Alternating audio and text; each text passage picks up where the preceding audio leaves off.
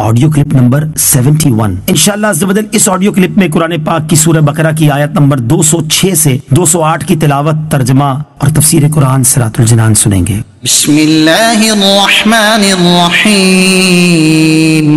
ترجمہ: اللہ کے نام سے شروع جو نہایت مہربان رحمت والا ہے۔ وَإِذَا قِيلَ لَهُ اتَّقِ اللَّهَ أَخَذَتْهُ الْعِزَّةُ بِالْإِثْمِ فَحَسْبُهُ جَهَنَّمُ وَلَبِئْسَ الْمِهَادُ۔ ترجمہ: اور جب اس سے کہا جائے کہ اللہ سے ڈرو تو اسے ضد مزید گناہ پر ابھارتی ہے، تو ایسے کو جہنم کافی ہے اور وہ ضرور بہت برا ٹھکانہ ہے۔ وَإِذَا قِيلَ لَهُ، اور جب اس سے کہا جائے، تفسیر صراط الجنان میں ہے، منافق آدمی کی ایک علامت یہ ہوتی ہے کہ اگر اسے سمجھایا جائے تو اپنی بات پر اڑ جاتا ہے، دوسرے کی بات ماننا اپنے لیے توہین سمجھتا ہے، نصیحت کیے جانے کو اپنی عزت کا مسئلہ بنا لیتا ہے۔ افسوس کہ ہمارے ہاں ایسے لوگوں کی بھرمار ہے۔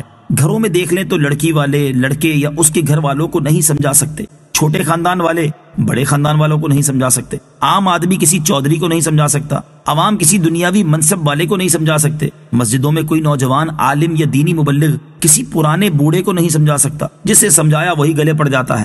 دینی شعبے میں بھی اس خرابی کی کچھ کمی نہیں۔ اللہ تعالی ہمارے حال کی اصلاح فرمائے۔ وَمِنَ النَّاسِ مَن يَشْرِي نَفْسَهُ ابْتِغَاءَ مَرْضَاتِ اللَّهِ وَاللَّهُ رَءُوفٌ بِالْعِبَادِ۔ ترجمہ: اور لوگوں میں سے کوئی وہ ہے جو اللہ کی رضا تلاش کرنے کے لیے اپنی جان بیچ دیتا ہے، اور اللہ بندوں پر بڑا مہربان ہے۔ من یشری نفسہ، جو اپنی جان بیچتا ہے۔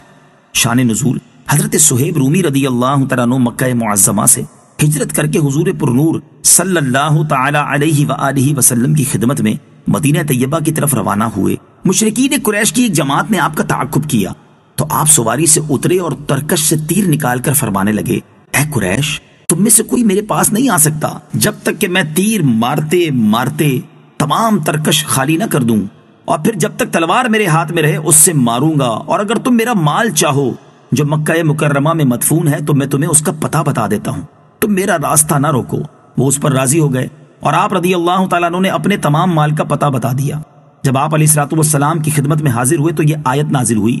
حضور اقدس صلی اللہ تعالی علیہ وسلم نے آیت تلاوت فرمائی اور ارشاد فرمایا کہ تمہاری یہ جان فروشی بڑی نفع بخش تجارت ہے۔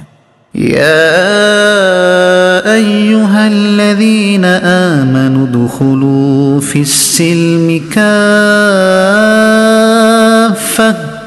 ولا تتبعوا خطوات الشیطان انہو لکم عدو مبین۔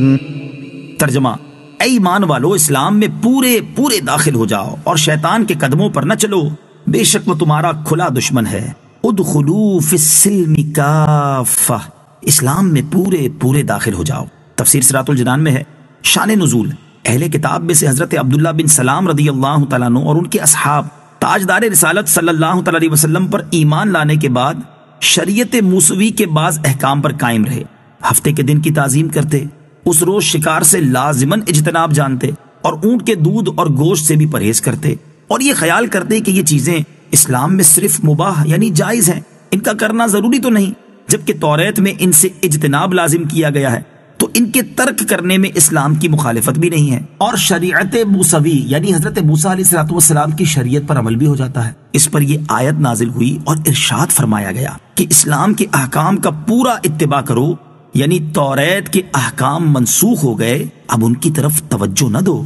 ایمانی کمزوری کی علامت: یاد رکھیں کہ داڑھی منڈوانا، مشرکوں سا لباس پہننا، اپنی معاشرت بے دینوں جیسی کرنا بھی سب ایمانی کمزوری کی علامت ہے۔ جب مسلمان ہو گئے تو سیرت و صورت، ظاہر و باطن، عبادات و معاملات، رہن سہن، میل برتاؤ، زندگی موت، تجارت و ملازمت، سب میں اپنے دین پر عمل کرو۔ نیز یہ بھی معلوم ہوا کہ مسلمان کا دوسرے مذاہب یا دوسرے دین والوں کی رعایت کرنا شیطانی دھوکے میں آنا ہے۔ اونٹ کا گوشت کھانا اسلام میں فرض نہیں، مگر یہودیت کی رعایت کے لیے نہ کھانا بڑا سخت جرم ہے۔ کافروں کو راضی کرنے کے لیے گائے کی قربانی بند کرنا بھی اسی میں داخل ہے۔ یوں ہی کسی جگہ اذان بند کرنا یا اذان آہستہ آواز سے دینا سب اسی میں داخل ہے۔